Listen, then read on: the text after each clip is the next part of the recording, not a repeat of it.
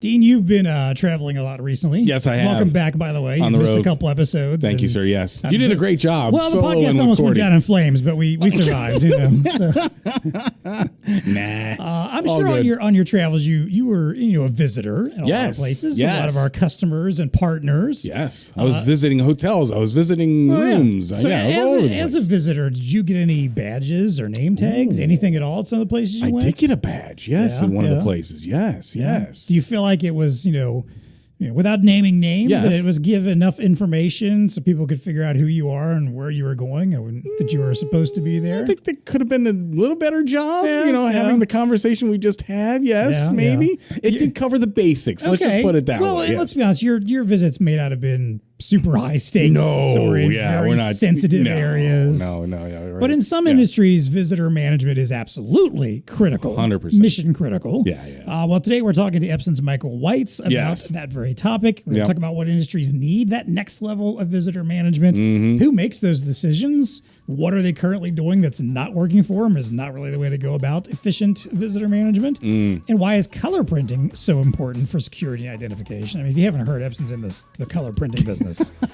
They kind of know a thing or two about it, so they have thoughts on this topic. Yeah. Hey, wait a minute. Are you authorized to watch this podcast? Wait. Can we see your identification? That's right. Yeah. Yes, I'm John Arden. And I'm Dean Reverman. Welcome to BlueStar Nation.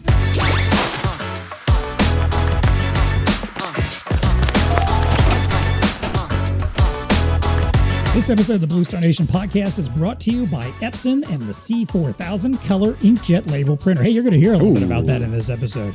But let's give you some details and background on it. The C4000 offers exceptional image quality, seamless software integrations, and a compact design for on-demand color label printing.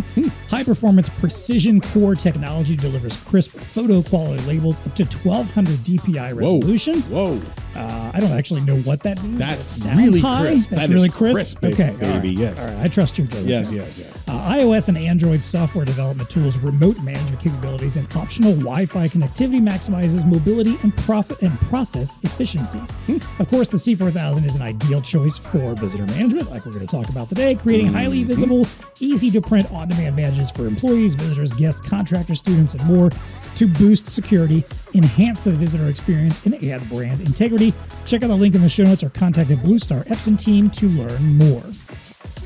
BlueStar Nation is brought to you by ELO. Not every display needs someone's dirty fingers all over it. Those are my words, not ELO's. They make no judgment on dirty how fingers. dirty your fingers actually are. Now, you can get monitors that deliver the superior quality and durability that ELO is known for in a non-touch display. With 22 and 24-inch options, these monitors feature anti-glare edge-to-edge glass with IK06 impact resistance, enhanced ESD performance, and a ventless back cable cover design to help reduce foreign contaminant ingress. Yes. They're just all about keeping these things clean, aren't they? I like it. Yes. From digital signage and kitchen display systems to dashboards, medical carts, and production line monitors, the 2210L and 221040L monitors provide a reliable, cost-effective display in a thin, compact form factor, long life cycles, integrated VESA mounting, and peace of mind courtesy of ELO Care Service and Support. Hands off! ELO has the non-touch monitors your customers need. Contact the BlueStar ELO team to learn more and place an order. All right, our guest today is Michael Weitz. He is the Colorworks product manager at Epson America. Michael, welcome to the show. Tell us a little about yourself, your background. I love that you're there in that innovation center. It's popped up on our podcast a few times before. I love this center. Great space that you guys have there. So what's going on with you? What is your world like? It's great to be here, finally in front of the camera with you guys. I've been behind the scenes for a lot of our other product managers because I built this innovation room here. Oh, nice. And I built as we have the podcast card, if you will. Yes. Which why we, look pretty good, right? We sound good, we look good here. So it's one of the things that I'm really proud of. So when we work with customers, we make product videos, we work with things. This is an amazing room, and everyone comes into it. We've got demos for every vertical that we're working towards, and we can customize the room, which is great. On the Colorworks side of things, I don't actually own a product per se, which is kind of different. Like my job is I like to look at it as the fun job, because I work on integrations. I work on selected vertical markets. So I'm working on like visitor management, ISVs, which were a little bit of some of the stuff we're going to talk about today, partnerships and other integrations with like fleet management solutions. And then another one is our accessories. So like peel and apply accessories, being able to get that label to apply onto the item perfectly so there's no wrinkles or bubbles or anything else like that. And how can I then replicate that to work, a few thousand times in an hour? Exactly the same way every time. Yeah, that's right. Right? Yeah. Exactly. So, those are some fun things that I get to work on. So, the printer, like I get to work with all the printers, and even it gives me an opportunity to work on where I started at Epson, which was on our point of sale solutions as well. So some of the activities allow me to bridge between both, which is ironically everything in this room here, which is point of sale and Colorworks as well. Very nice. Checking a little bit of everything there. Yeah. Well, let's get into this conversation about the visitor management piece then, because again, if any business that has visitors of any kind, whether it is guests or suppliers, vendors coming in, big wigs, from corporate or whatever it is.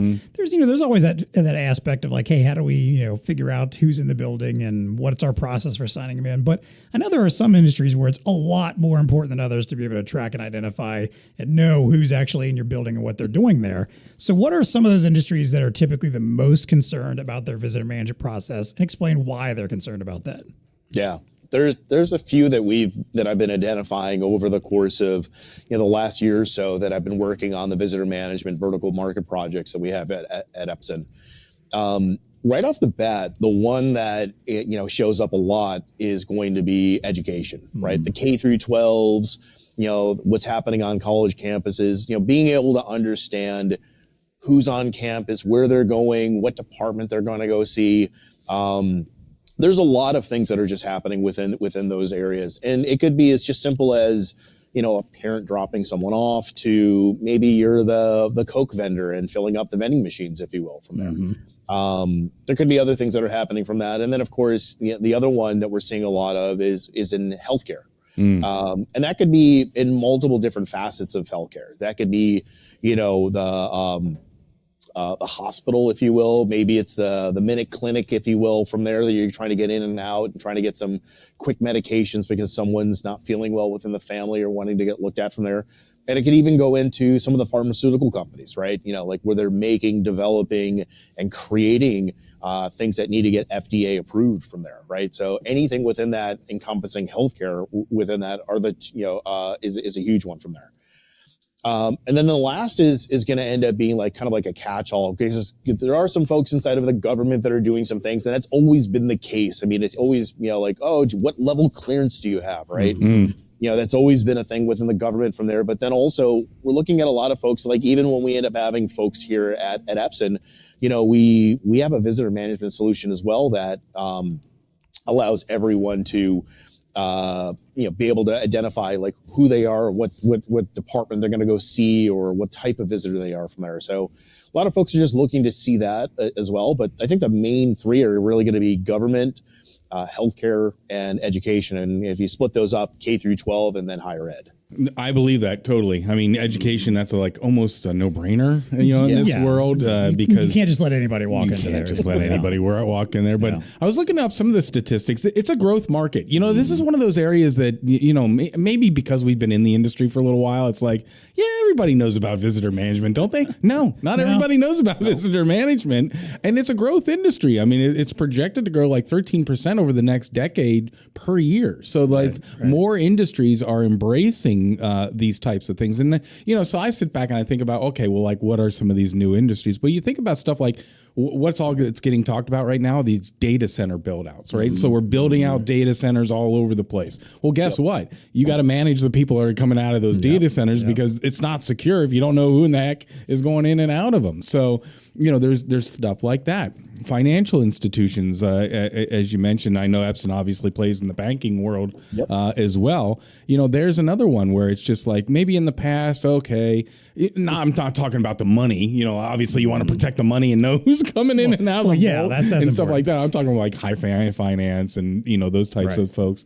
Now they have access to data. I mean, there's just a more holistic approach, I think, that businesses are taking on security, and that's having an impact on how do we monitor the visitors and how do we checks and balances on who's coming in and out the door. And I think to your point also, there is a wide variety of different things that people do to manage visitor management, especially I think especially when you do get into kind of like the corporate world, where maybe there's a belief and an expectation that you want to make sure you know who's in your building, but what it takes to get in there and go about your business can be wildly varied. It might be something as simple as like, well, just sign this sign-in sheet and show me your ID or whatever, and that's all you need. And for others, it might be a complicated badge. For sometimes it's just a sticker. But but I've been in places where it's kind of like they sign you in and then you're kind of like, hey, go wild, and realizing that I could literally go anywhere I want and no one would be the wiser. I mean, some people might be like, I don't know who that guy is, but if it's a big enough building, that may happen on a pretty regular basis. So I think visitor management is one of those things that people probably don't think about as much. I think especially to your point, the corporate world where data is becoming so important, where access to, intellectual property might be of concern, or just, maintaining your assets, making sure people aren't able to just grab things or see things or take pictures of things. We all carry cameras around in our pocket these days. Right. You don't want someone wandering into a conference room and snipping a picture of your, product roadmap for the next year or something. So are you seeing that too, Michael? Are you seeing more people on the corporate side starting to actually think, hey, this is something that we should be paying attention to also? Yeah, we're starting to see a lot more of that, especially with, how big some of these campuses are turning out to be, right?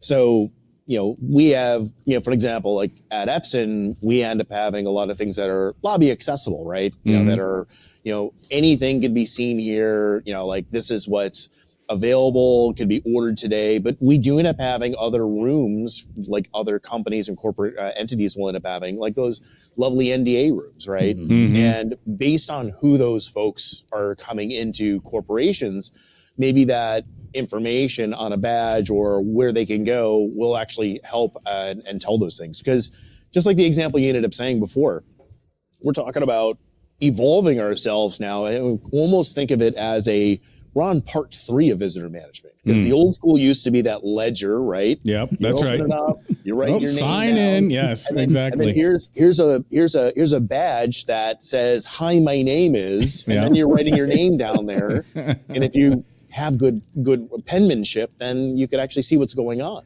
That's not me, by the way. Nobody could tell who I was. Yeah, right. No. And especially if the person is going to write that for you, right? And now, when you think of it, we've had like thermal badges for the longest period of time. And we've gotten some of that information that's been generated and created, but the element of like, coloring or seeing a photo in thermal, right? That's one of the things that we're starting to see more, because people want to see like, well, is Michael wearing, a blue colored shirt today? How is his hair? Take a look at the photos from myself from 10 years ago. Didn't have as much salt and pepper on my head, right? So you can kind of see is the length different from all those things? And then, when you get into color, there's just so much more. And we're starting to see people wanting to make that a quicker glance, that kind of look and feel. So they're just not looking at just the badge, but then it's the inputting, right? Like you ended up talking about, like, how do I take that information and how do I use that? Like, who's coming in, how long are they coming in? So then you can kind of look at and understand, are they in the right areas, zones? And then some of those things tie into other pieces of technology, right? Security, we're talking about cameras, sensors, doors, etc. All those things then playing a part all into visitor management, and then it ties into some of those other departments where people are like, I didn't think I needed to be aware of that. I think I just needed to give them a badge, and that was it. Yeah. I was just about to ask you that if you're seeing in the marketplace this, visitor management, of course it happens at the entry point, right? And but I can see where the technology is now, okay, well, we need to integrate this into our security world. So, okay, so the person is badged, but now how do we integrate that into the existing security camera system so we can see where this person went? We can document that if there was ever an issue. We can I think you just confirmed that you are seeing that. In fact, now this integration, it's a part of a bigger piece of a security thing. Yeah, we're seeing that a lot, and there's some companies that are, doing it all themselves, right? They're doing the security, and then they're doing the, in a sense, the front of house, if you will, with visitor management, and how that all ties in together. And the other side is that we're seeing folks that are just like, hey, we're going to specialize just on the security side. We're able to take APIs and SDKs, for example, of visitor management, and then create that handshake between the two. So we're starting to see that to kind of integrate from there. And then, of course, it's a database, right? The data is the bigger thing from there. So you can kind of see how often folks are coming in and visiting. Like, for example, is Michael bringing a lot of customers in, right? If you wanted to check to see, is Michael bringing a lot of folks into the innovation lab, right? Instead of asking, you can look at the data going and here are the companies that are coming in. And you can be like, okay, cool. You talked with, this company a few times, have we made any headway and those kind of things. So the data just by people entering creates conversation, creates activity, even from a proper business perspective, other than are you the right person coming in? Do you have access, et cetera? Yeah.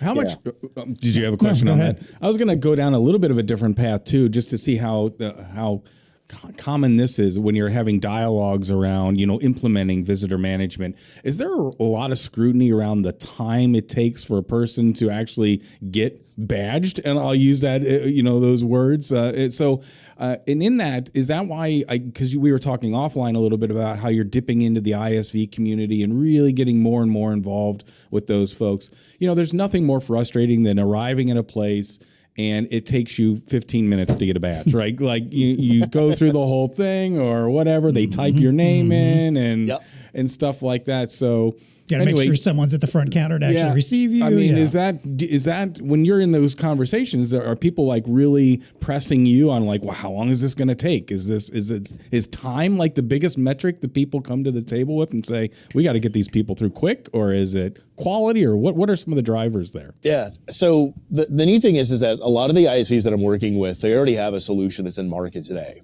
right? And I'm focusing on trying to evolve their visitor management badging from that thermal to color, right? Gotcha. And the neat thing is that a lot of them have different ways of creating that point of entry to make that simpler. Some of them will have QR codes, for example, if you guys, if you were to come here, for example, if we had a different software, I can send you a QR code and you can scan the QR code and that would bring all that information in. Yep. Some of them will have the obligatory, hey, type some stuff in. Yeah, the kiosk on the tabletop. Yeah, right. Yeah. Yeah, it could be one of those things from there.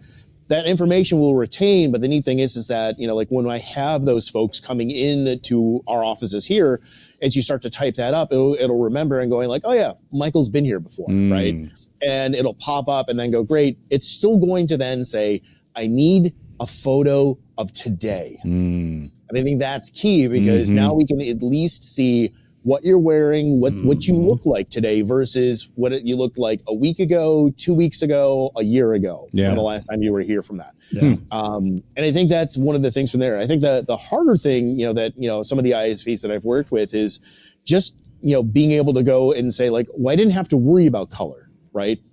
And then when you start looking at badges, something like this, right? And then when you end up seeing things of the volunteers, the logos and things like that on a badge, it's the customization. It's well, I didn't know I needed to worry about that, right? Oh, these are important things to customers now. And being able to have that into it is more of the thing where they're okay, they have to take a step back and decide and going all right, yeah, there's a market for this, right? Like we can evolve ourselves from that thermal printer, and now we can call out in orange or yellow or red and saying, I'm a visitor, I'm a parent, I need to go to the ICU, I need to go to the maternity ward, if you will. Yeah. And that makes it that much easier because it's now one printer doing everything for us. Yeah. Versus where I've seen some folks where they've got banks of those thermal printers, and they got, well, this one's the blue one on blue media, and this one's a green one with green media, and then you have to make sure that you're sending it to the right printer because some of the software is not intelligent enough going, based on the visitor type, I got to go talk to printer A or printer B from there. You want to talk about your time waste? That'll do it. Yeah. That'll do it. So, well, I appreciate that you mentioned the idea also about the like a photo of you today kind of thing, because I have been to places where they'll just be like, all right, just give me your ID and I'll just scan that in or take a copy of that or whatever. And sometimes that gets maybe attached to your badge or attached to your file or whatever. But okay, my ID, great. I've got a real ID, but I've had it for a decent amount of time now. So obviously I've aged a little since then. I've lost a little weight since then. I usually go the opposite way, but I've been fortunate to go the other way. And they made me take my picture without my glasses. You're never going to see me out in public walking around somewhere without my glasses unless you want to see me bumping into walls and tripping over rugs or something. Exactly. Yeah. So that's not a representation of me. If you gave that picture to somebody and said, go find this guy, he's wandering somewhere, we need to find him. Honestly, they probably wouldn't be able to identify it as me for a little while. It would take them a little bit of effort. So it's got to be that recent picture. Michael, the thing I wanted to kind of shift to next, though, is because I think we've kind of touched on this a little bit, this idea of understanding who needs this and who to be talking to. So if you were thinking about as a VAR or as an ISV, an MSP maybe you already has an established relationship and you're looking to do the visitor management piece, or you're seeing an opportunity for that. Who are the people we should be talking to? What kind of processes, are they typically handling? And maybe on top of that as well, I think we've kind of touched on this a little bit, but what should we be thinking about? Like if you are walking in and paying attention to what their current visitor management solution is, what kind of things should be super red flags to tell you like, hey, there is an opportunity here for me to get some business and shift them to something better? I've identified two major folks inside of organizations, and that could be, within healthcare or education, if you will, for example. First off is going to be the folks in the facility and security area. They're going to be the first ones right out of the bat where you're going to be like, all right, I'm seeing some things, you're still using thermal, maybe you're still using handwritten things from there. It's just not a great, experience when you're looking at those color badges, being able to say who you are, what's going on, how long you need to end up being in there as well. So having all that information from there.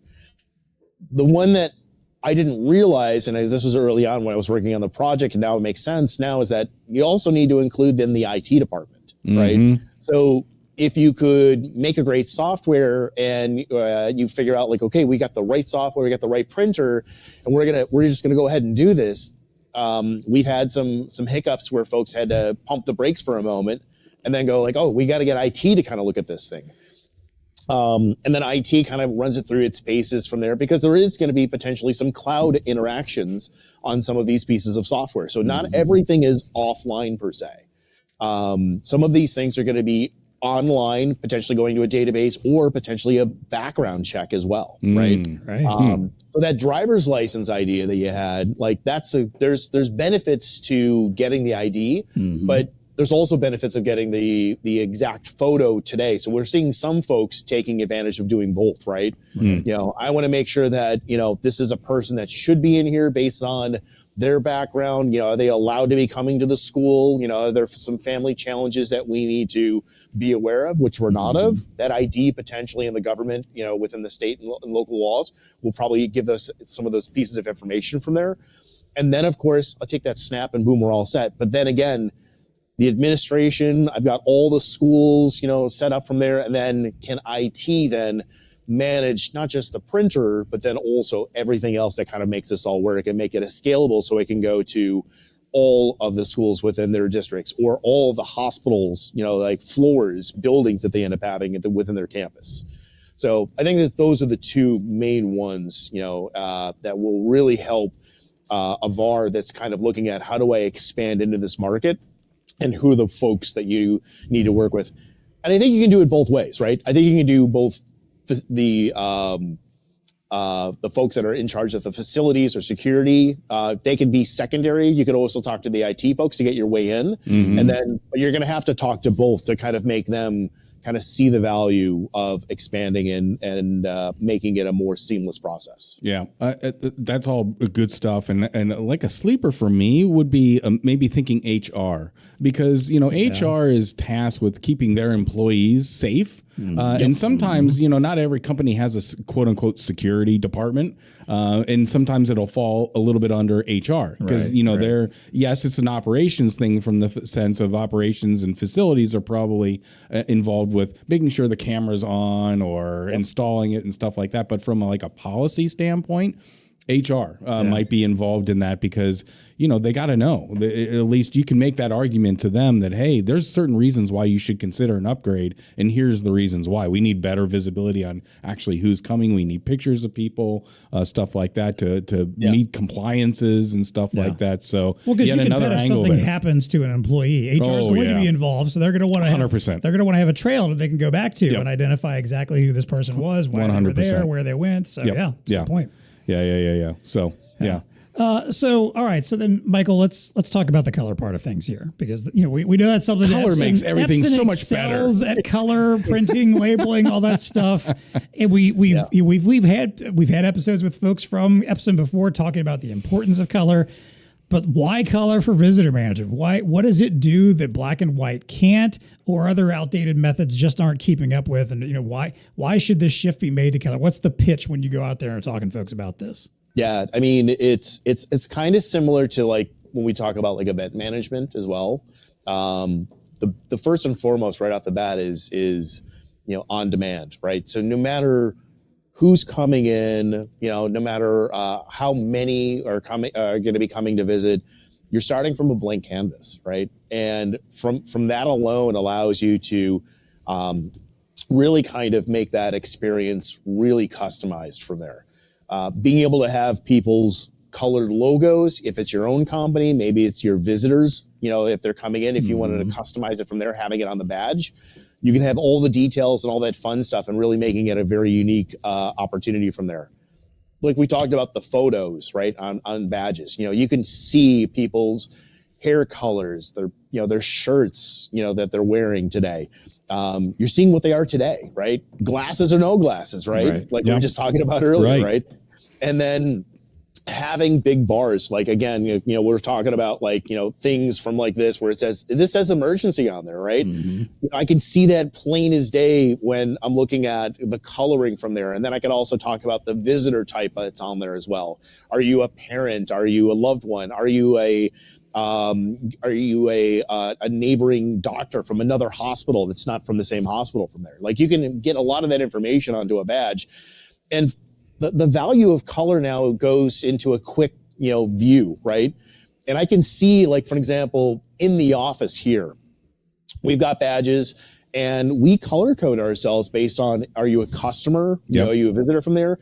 Are you an unfortunate employee that forgot their badge? It'll say temporary badge for an employee. I at least now going, oh, Michael forgot his badge again. It's like the scarlet letter of badging. Yes, right, yes. We also call out, like, for example, like folks that come from our parent company, Seiko Epson, out in Japan. So we actually have a classification for folks that we say, like, hey, they're from a neighboring international part of Epson. So we know like who's coming in, contractor, vendor, those kind of things. And it makes it really easy to be able to, kind of like visually walk by folks and know like, who they are, what they're doing, or what's going on from there. And that's huge from a value of color, especially when you're like, should you be in this room? Do you need to be on this floor? Right. And on thermal, I can't do that. And it's really, really hard to see that, because now I'd be, if I was a security person, no matter if it's education or if it's going to be hospitals or even just corporate environments, like, are you tackling everyone going like, hey, you're not supposed to be in here, where they've been working on something for the last 3 hours and they've already been cleared with everything and they've got a badge that says that technically they're supposed to be. By color coding it, you could see it without having to do much more investigating from that. Yeah. So it's huge from that. And the type of badges are pretty amazing. right? The other side of it is like we can do all those types of colors like we've done before. There's even some newer stuff now that's been out in the market now on that folks are starting to use self-expiring badges, right? All You right. can still have coloring from there, but the neat thing is like, we've got like this one here where it's got like this red backing, which, it's a little older now because it used to say void, which, I would put something on with this and I would put the badge onto it and then it would just kind of like bleed through. Right. Right. So I can still have my coloring. I can still what's going on. And we have some folks who are like, well, we're going to make that badge be totally expired. So you can't come back in tomorrow or the next day to use it as well. Yeah. Yeah. So there's a lot That's of things good that stuff. just makes it huge for that. So yeah. I'm gonna double up on the instant visual identification part of it because, and we had a little bit of a lesson ourselves. We use Epson products for our badge at VARTech, and one of the biggest feedbacks we've gotten over the last year, I think, was, hey, we need color visualization around who they are. Is it a BlueStar employee? Is it a vendor? Is it a customer? Is it a software? So we've done that basic element, and that is so helpful. I mean, from afar, and so when you're all the kind of use cases you were walking through, I totally get it, especially in like a medical facility or something like that, where there's you need to, maybe you only have restricted rights. I mean, you can visually, the security personnel or just the employees can visually see that very, very quickly. You have an example in your hand there? Yeah, I do. Yeah. Like the fan fold stuff, right? Right. So not everyone's used to using this for like shows, but we take advantage of something like this in our office. And this is a really good example where, this could be a vendor physically in the office today, but on the back side of it now, I can have other pieces of information. I can have like, here's the escape routes, right? If something bad happens, here's how to get out of the building, or here's the level of security that you're allowed to go to. So there's ways of really customizing this to your, experience that you're looking for your visitors to have, right? So it can be a traditional, something like a 4x10 here. It could be like, hey, typically most of our customers only come in and out for like an hour or so. Maybe it's something sticky that I wear on myself then, right? Or it could be something like cardstock that goes into a sleeve, right? Yeah. There's tons of options. And the good thing is that, you can customize as you want to. And again, like you don't have to determine going like, is this the right media? It's blank. Yeah, right. You need to colorize this now then too, which just makes it that much easier. So there's my second point, Michael, is obviously when I throw on my marketing hat, there's opportunities here, right? Because you want that first touch when visitors come to your office.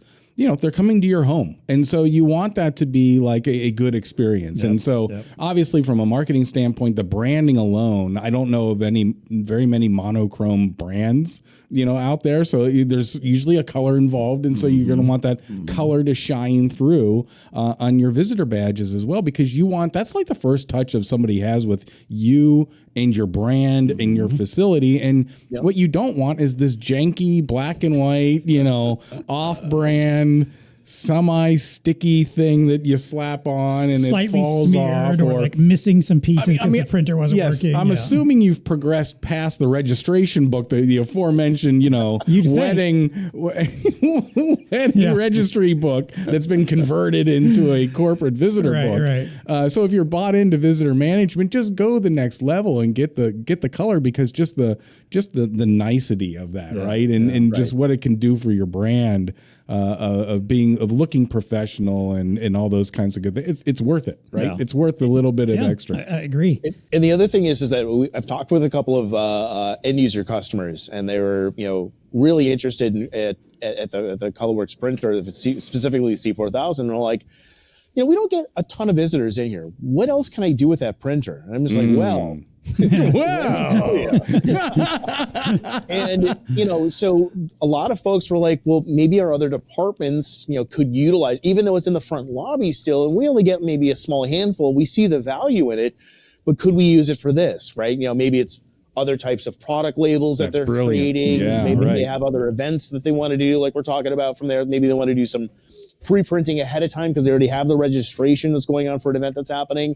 So again, like, folks are already looking at like visitor management as the solution, but is there a way to do more things? And I told them, I'm like, yeah, it's got a network port on there, right? You can throw Ethernet onto it. Yep. And, like, you could start printing stuff as long as you have the right media. Like, yeah, you can do that too. That's brilliant. Yeah. But it's one of those things where they were like, okay, like, I see even more value into this. So I'm like, yeah. So it's kind of amazing. That's cool. The C4000 is one, and the other side is our C6000. Surprisingly, we have some hospitals that said, I need to graduate to the bigger one because we have more people coming into this level of floor. I need more ink, and I need more media because I don't want to change it as frequently. So they were okay with that footprint moving from a C4000 to a C6000. And, you know, for the investment, they're like, I have to do less, I get more, and it's going to make those folks at working the desk at security getting the same level of quality. So we're like, yeah, if you see a value of this, great. But most folks fall in love with that C4000 just because of that footprint, because it's so compact. It is cool. Definitely. Yeah, I think the last thing I'll add on the color side of things, back in my previous gig before I came to BlueStar, I worked for a food service equipment company. Yes. They were big on visual merchandising. It was a big kind of You were talking about what we were that, doing is, you know, it's helping people understand how to use visual merchandising in order to create like displays and, you know, food service, you know, counter setups or whatever. Food tagging, all that. Right. And there was like these 5 core elements. They had worked with UC, with the University of Cincinnati and with their art department, whatever, and come up with these like 5 core elements of good visual merchandising. Well, one of them was color. And the simple fact of it was just an understanding that people just pay attention to color. Color has certain connotations. It sets, you know, certain kind of triggers off in our brain. And more importantly, it's just something that people tend to pay attention to and notice versus text so much more quickly, or versus anything that's black and white. And there's a reason why stop signs are red and also say stop. It's because people tend to see the red much more than they actually see the words stop, you know? So it's that little stuff that's just eye-catching. I think healthcare is one of the greatest examples of how this works, because to everything we've been talking about, so many people, you think of a typical hospital on a typical day, how many different types of people are there, from, you know, actual clinicians to staff to, you know, the vendors and suppliers that might be popping in. And that's before you get to patients and guests and everyone else that might be coming in and out. And you know, there are a lot of statistics around violence in healthcare, unfortunately. And for sure. People getting, you know, assaulted and attacked by, you know, a guest that's come in or whatever, because they're upset about something that's going on, or something that happened with a patient or whatever. Any little steps that you can take to help secure those facilities just a little bit more, and give a little bit more easy, simple, quick visibility for anyone working there to be able to say, that person does not belong here. I'm going to contact security now before they get to a place where something bad can potentially happen. That is, to me, is a bit of a no-brainer for this kind of technology, and for that, you know, that next level of color badging there. So good stuff. All right, we're going to let Michael wrap up here with us in just a moment to talk a little bit more about how Epson can help you go out there and win some of this visitor management business. We like that. I mean, That's right. If you haven't picked up on this already, they got some good solutions for you. Before we do that, a quick note on what we've got happening around BlueStar Nation. Hey, did you all know that BlueStar has a custom configuration team? I knew that. Well, wait a minute. Wait. If you didn't, I would be a little concerned. But our folks watching and listening, okay, got it. They may not. They really should, though, because we have an in-house custom config department that delivers solutions that fulfill your requirements for projects of any scope, and can ship to any domestic or international destination via FedEx, UPS, DHL. We also have a scalable network of field service providers that can go out and deliver projects in the continental U.S. when and where that you and your customers need them. And we're talking about things like hardware configuration, loading applications and software, custom package,ing kitting and staging, asset tagging, key injections, so much more. I'm sure if you have a project with a Colorworks printer and you got some software that needs to be connected to it, I can't tell you how many Epson devices we've helped configure through our configuration department. There you go. The best part about this is it's all designed to give you a competitive edge, increase your margins, and we let you take all the credit. Yes. You don't have to go tell them BlueStar. Nobody knows who we are. They can think you did all of this for them and delivered it all for them, and you look good, and we just sit back and be like, we're happy to help. Good. Yep. So to learn more about the custom configuration program, check out our page for this in our notes. You can go to bluestarinc.com and our programs and services and learn more. There's also a great video that you can watch on that page too to give you a little insight into some of the folks that work in that department and what they do on a day-to-day basis. So check it out. It is a great way to really accelerate your business and take things to the next level. While you're doing that, or maybe before you go ahead over there and look at that, take a brief moment to, as always, like this episode. If you're watching on YouTube, leave us a comment. Tell us about, some visitor management solutions you've been working on or might be interested in going after. Subscribe to our channels. Give us a review, a rating and review if you're listening on a podcast platform of your choice. And of course, check out our Blue Star Nation blog. We're always doing great, in-depth, useful stuff over there to help you understand what's happening in the channel and also learn from actual end users about what their problems and issues are. Valuable surveys. Exactly. Valuable. And of course, send your ideas into us for what you want to hear us talking about here on the show or any content you would like us to be creating. We want to hear from you. You can always find us on the Blue Star LinkedIn page or email us anytime, nation@bluestarinc.com. All right, let's wrap things up. Let's do a little VAR value here. Yes, let's do. Michael, you've teased it a little bit. You've mentioned those Colorworks printers, and let's talk about that line of printers and specifically how it enhances visitor management, those processes, and more importantly, how should VARs go out and approach their customers about changing their existing technology and maybe finding an outlet or a way that the Colorworks printer line could come in and assist them? Colorworks within itself is just a huge advantage to being able to bring different verticals to their portfolio. Within visitor management within itself, I think it's a new vertical for a lot of folks. I've talked with a lot of our partners over the course of this year, and they've done really well with the pharmaceuticals, the product labeling. They're getting into medical and chemical and those kind of things. They're doing a lot of really cool things, but the printer itself is very flexible and has the ability of doing a lot of these things. So we have that. And then of course, what we're going to continue to do for our partners is, give them the tools that's needed. Like we've been doing a really great job with getting the printers through BlueStar and getting it and making them accessible with all the inks and maintenance kits and things of that nature.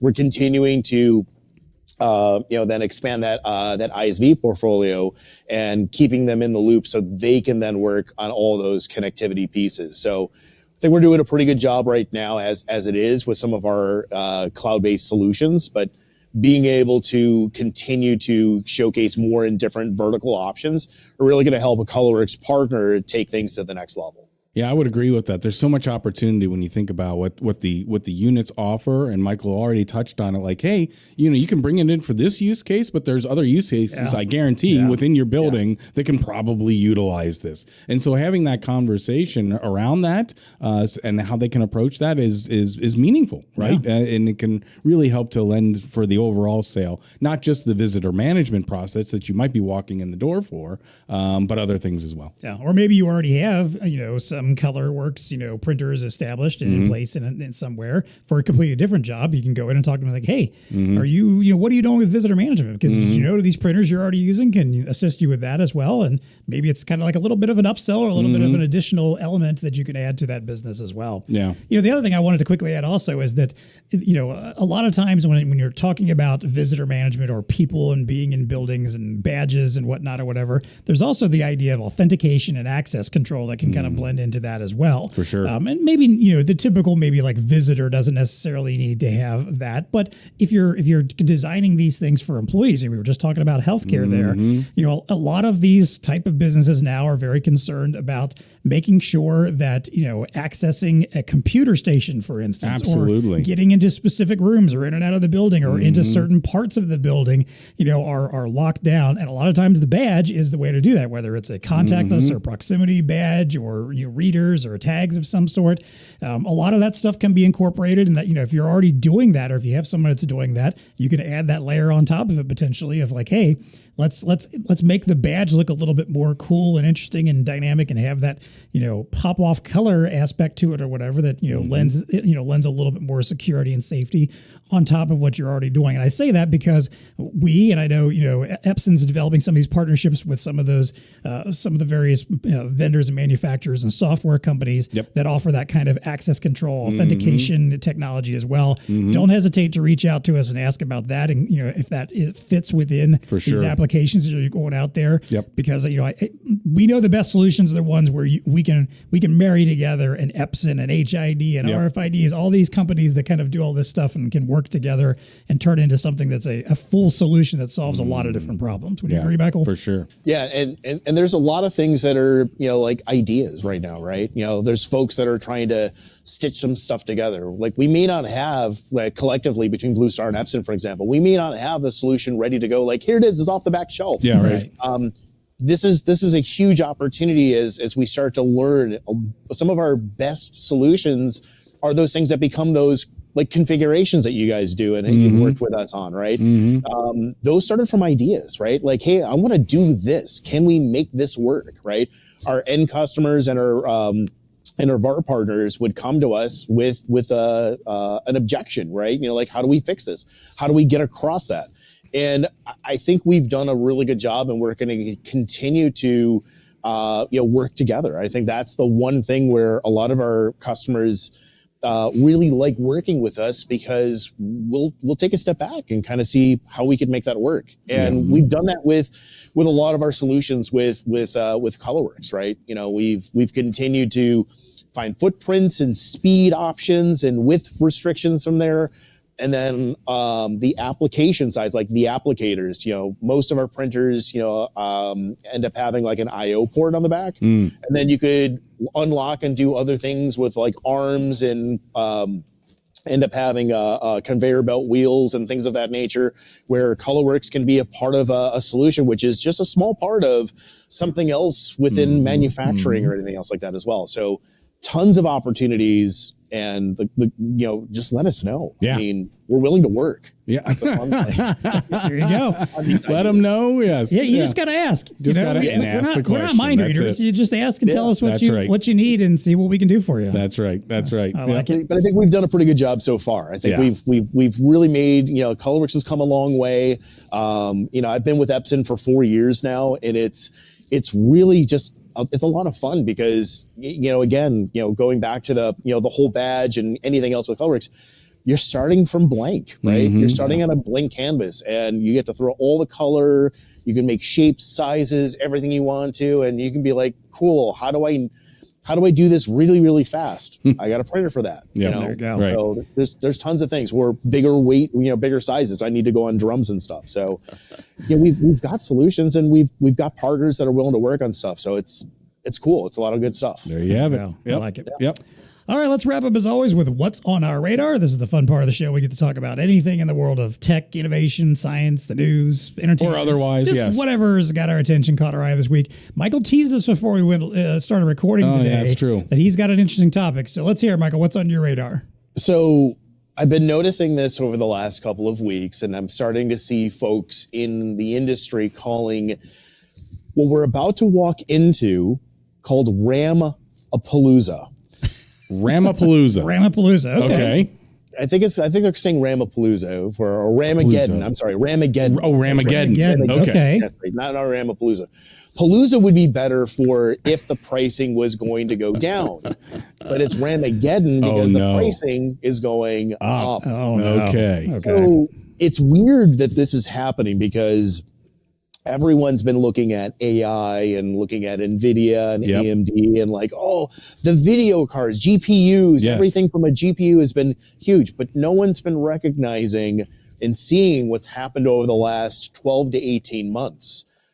DDR5 RAM is gone up in price. So we had folks last year buying maybe a 16 gig kit for like $120. Okay. Now it's close to 300. Whoa. Yikes. Yeah. So this is going to affect both consumers and businesses when we start looking at RAM, because video card pricing has come down.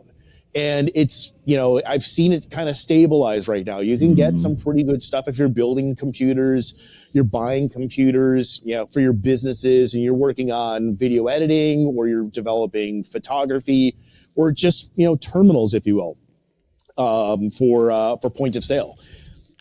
All of those aspects are now we're going to see pricing increase. So when we look at like Black Friday, you're like, hey, if you want to build a computer, or maybe you're going to outfit your business with like new laptops or desktop machines because you want to, play around with Adobe or something like that, you're going to be like, do I need 32 gigs of RAM? Is 64 gigs like too much? What's going on yeah, here? right. So, yeah. And it doesn't matter if it's the pieces or if it's soldered now. So businesses and consumers alike are going to, unfortunately, we've gone through like the goofiness, a few years ago with like the GPU gates, if you will, where we were like, oh, you want to get a 3080 video card and a laptop because you want to do some video editing? Great. That's going to be $4,000 for that laptop now. Right? Jeez, yeah, like, right. Wow, what's going on? Now we're going to start seeing some of that. So it's disappointing because like, I've been holding off. I built my computer back in 2019. Yep. It's really good. It's over the top, of course. But I'm like, I want to get smaller. Like I want that little small ITX one. Of course. And I want I still want it to be powerful. And I'm like, I think I might have to hold off now. Yeah. Because, RAM. You need the RAM. The RAM's going to be a little too much from that. And then, of course, when we start looking at businesses, right, lease payments, buying the computers, is it time to do those things? So we might see a shift in just how businesses, purchase and buy and sell things maybe for the next, few months. Hopefully it's only and not for the foreseeable future. But the reports this morning kind of got me scratching my head saying that this might be a little bit longer than we want as a tech community. If you will. That's a sleeper right there. RAMaggeddon. RAMaggeddon. Yes. So instead of like people fighting over like the corner office now, they could be fighting over who gets the most RAM. That's right. Yes. like, look, I've worked hard. I deserve to get the most RAM on my computer now. Yes. When you end up having too many windows open on like Outlook, that's where the RAM's really going to come into play, like on our work laptops. Oh, yep. And thankfully I double checked this morning. My laptop does have 32, so hey, I don't have to go back to IT and say like, hey, can I upgrade or anything else like that? Can I get a new RAM slot? Upgrade. So, sure, that'll be a payroll deduction. Exactly. You would have gotten the immediate. Yeah. Sorry about that. No doubt. All right, Dean, what's on your radar? The word is Workslop. Workslop. Are you guilty of Workslop?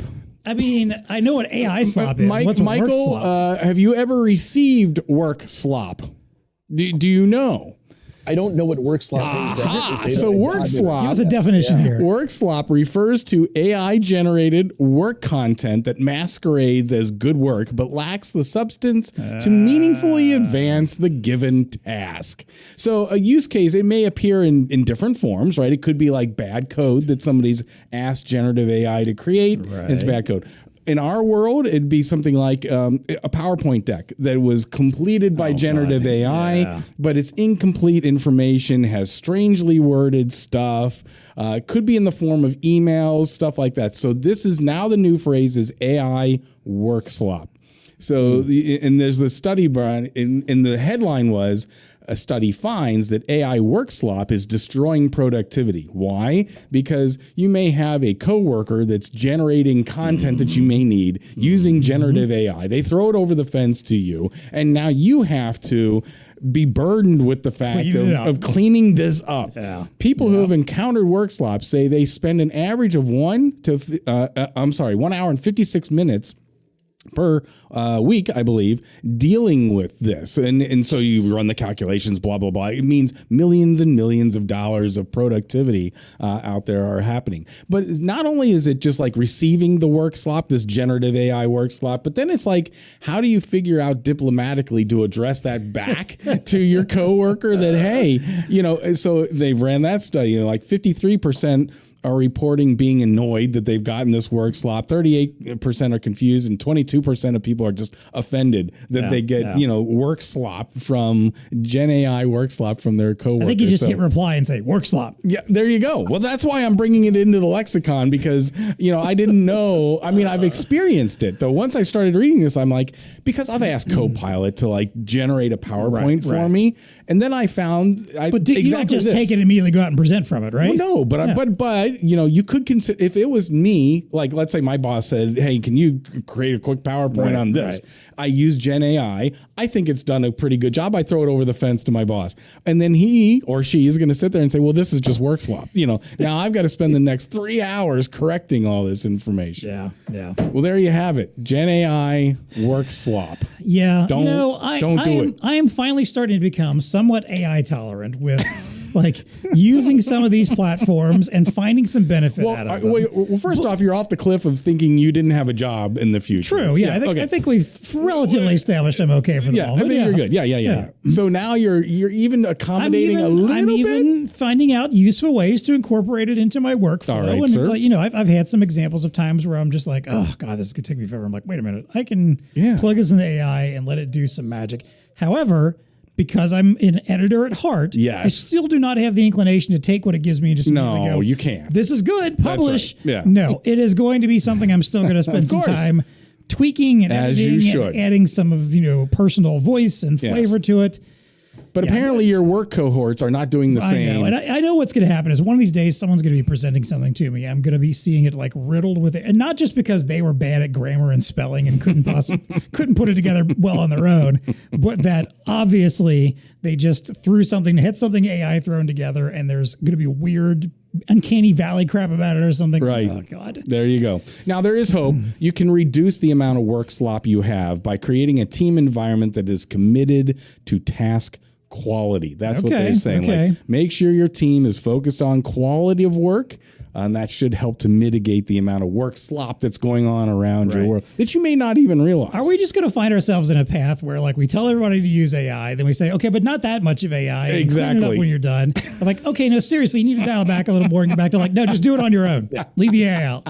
It's just gonna be an Ouroboros tale that we're just constantly going, it could be all over again. There you go. So what's on your radar there, my man? All right. So a few weeks ago, I noted, I think it was actually on the episode I had with Ian a couple weeks back, talking about what were we talking about? Line item labeling, and I mentioned that I'm just going to say a stupid product that IKEA was putting out there in select markets for a smartphone bed. Like literally a little bed for your phone that you would sit table side and tuck your phone in at night. No, you're not. They built it with like this whole NFC thing that could give you like rewards for. The idea was supposed to be to like leave your phone and not touch it overnight. Oh, I see. But still, the phone thing. Okay. Well, Apple apparently. has decided to go even crazier with a weird accessory that no one asked for and absolutely no one needs. And that would be the iPhone Pocket, which they describe as a knitted carrying case. A knitted carrying case. But basically looks like a tube sock.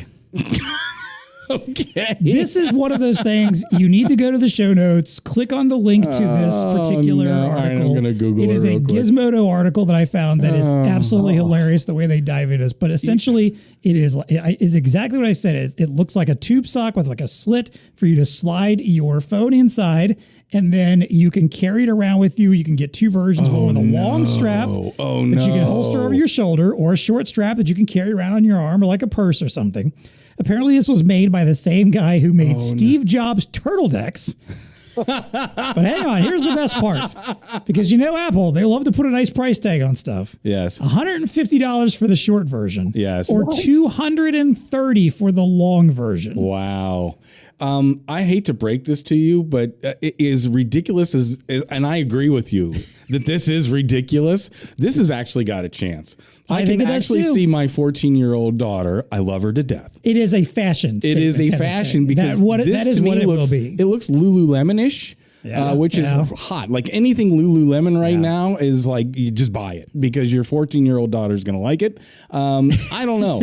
As ridiculous as this looks to me, Michael, what's your take on the Apple sock here?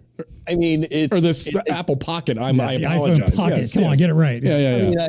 Many years ago, I used to work for Cisco. Yeah. Right. And we had flip video cameras. Oh, right? yes, of course. If you remember the flip video camera back in the Yes, mid-2000s? Yeah. So Apple loves to steal ideas. We had a version of that where you can put your flip video camera in a sleeve.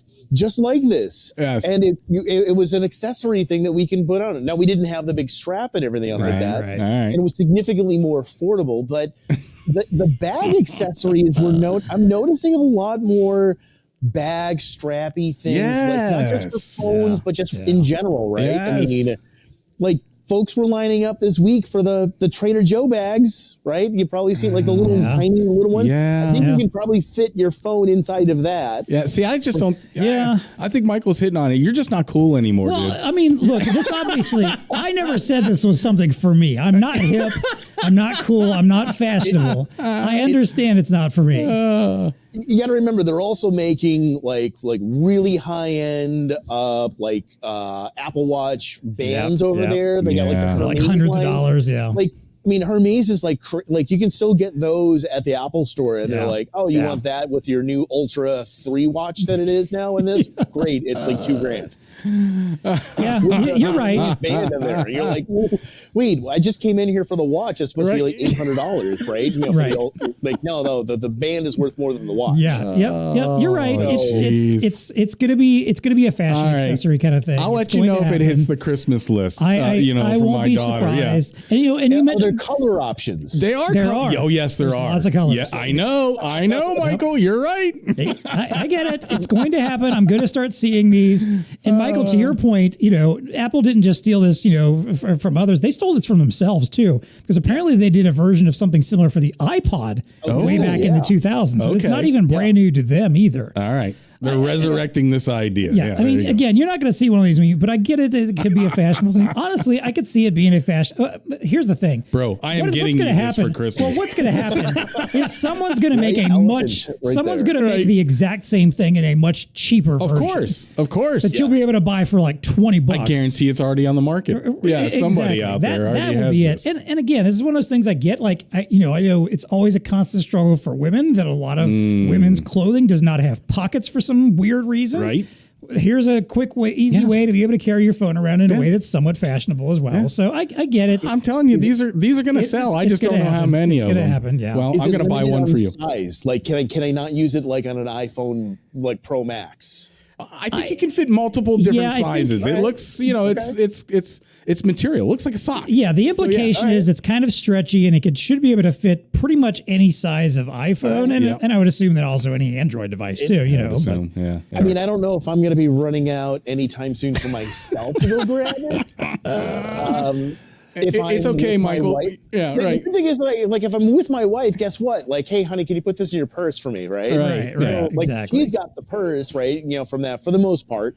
But like maybe from some of those other things. But then, like maybe I'm gonna go get like that 1980s like hip sack thing, from Arnold Schwarzenegger wore in like the movie Twins with Danny DeVito when he was running around. Yes. There you go. You know who I'm going to keep an eye on? I'm going to keep an eye on James Corden.